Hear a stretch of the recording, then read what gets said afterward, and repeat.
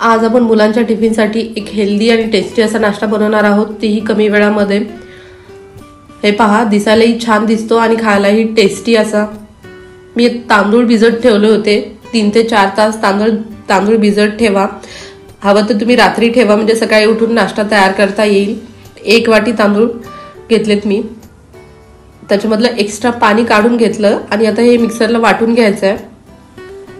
हे पहा, पातळ झालंय। याच्यामध्ये मी 2 उकडलेले बटाटे टाकलेत आणि हिरव्या मिरच्या तुम्ही तुमच्या आवडीनुसार कमी जास्त करू शकता। मी 2 हिरव्या मिरच्या घेतल्या। हे पहा, घट्टसर असं बॅटर तयार झालेलं आहे। बटाट्यामुळे थोडंसं घट्ट झालंय। या प्रकारे जसं आपण उत्तप्प्याला वापरतो त्याच प्रकारे आपण बॅटर तयार करून घेतले। एकदम स्मूथ असं बॅटर तयार झालंय। आता ह्याच्यामध्ये तुम्ही तुमच्या आवडीनुसार भाज्या टाकू शकता। मी बारीक कापून कांदा, थोडीशी कोथिंबीर आणि पालक स्वच्छ धुवून कापून घेतलाय आणि त्यात चवीनुसार मीठ टाकून घ्यायचंय। खूप जास्त मसाले वापरायचे नाही, कारण आपण हिरवी मिरची टाकलेली आहे आधीच बॅटरमध्ये। त्याच्यामुळे आता आपण ह्याच्यामध्ये लाल तिखट नाही टाकणार। हे पहा, घट्टसर असं बॅटर तयार झालंय। आता आपण तवा गरम करून घेऊया। त्याच्यामध्ये थोडंसं तेल टाकून जिरे आणि तीळ टाकून घेऊ।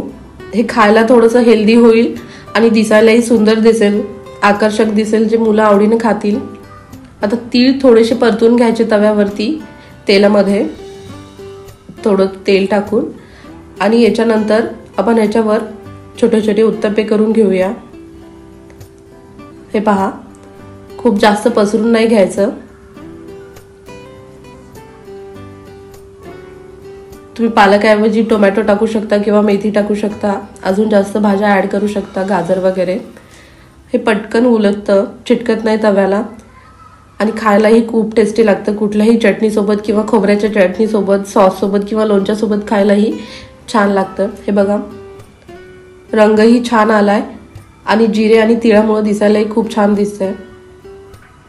अशाच वेगवेगळ्या नवीन रेसिपीसाठी चॅनलला लाईक, शेअर, सबस्क्राईब करायला विसरू नका। झटपट, हेल्दी आणि टेस्टी असा आपला नाश्ता तयार आहे। थँक्यू।